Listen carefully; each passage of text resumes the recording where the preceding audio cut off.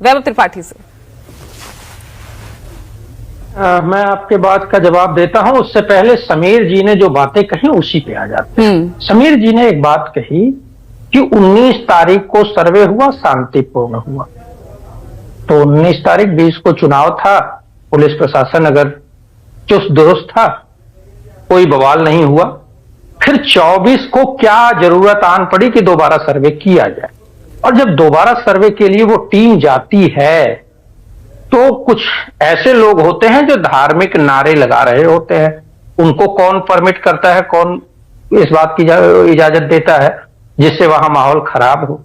इन्होंने एक बात और कही, कुंदरकी 70,000 मुसलमान भाइयों ने अगर समीर जी की पार्टी को वोट किया है तो मैं हाथ जोड़ के विनती करता हूं, समीर जी, योगी जी, मोदी जी, जब आपको मुसलमान भी वोट करने लगा है तो आखिर मस्जिदों पे विवाद क्यों खड़ा कर रहे हैं आप? जब मोहन भागवत जी जून 2022 में ये कह चुके हैं, वैसे मैं उनकी बात को बहुत तवज्जो नहीं देता क्योंकि वो कहते कुछ और है और करते कुछ और हैं। संघ और भाजपा का ये मूल चरित्र है, मुंह में राम और बगल में छुरी।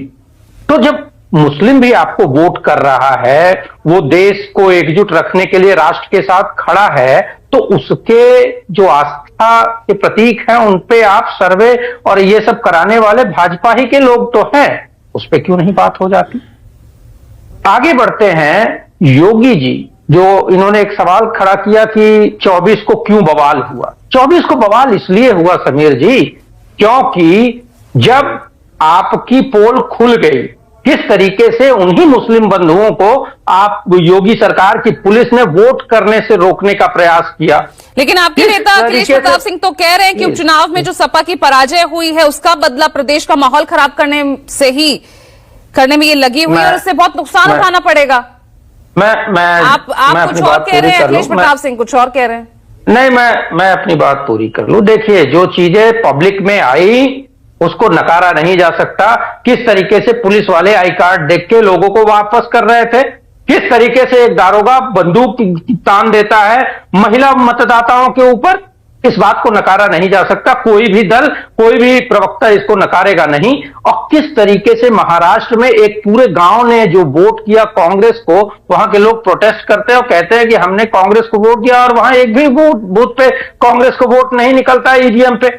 इन सभी चुनावी धांधलियों को, और साथ में जो अडानी, शायद भाजपाइयों के फूफा लगते होंगे, यानी सारी राजनीति वोट बैंक को लेकर ही है ना, जो शुरू चुनाव से होती है और अब चुनाव नहीं है तो यहाँ पर मंदिर और मस्जिद के नाम पर तनाव बना हुआ। पूजा जी, अडानी फूफा की जांच ना हो और अडानी फूफा पे संसद में चर्चा ना हो, इस मुद्दे को डिरेल करने के लिए और जो तंत्र और मशीन का दुरुपयोग है उस पे चर्चा ना हो, इन सभी मामलों को डाइवर्ट करने के लिए ये हो रहा है। अभी एक और आपके फूफा है। ठीक है, मैं एक बार जस्टिस सुनील गौर जी, मैं आपके पास आना चाहूंगी, थोड़ा सा समझना चाहूंगी क्योंकि विश्व हिंदू परिषद तो कह रहे भाई 40,000 ऐसे मस्जिद है जिन्हें तोड़कर, अडानी फूफा की जांच क्यों ना हो। ठीक है, जहां पर मंदिर तोड़कर मस्जिद बनाई जाए, और ऐसे में प्लेसेस ऑफ वर्शिप एक्ट वो क्यों इतना पेचीदा होता जा रहा है सर?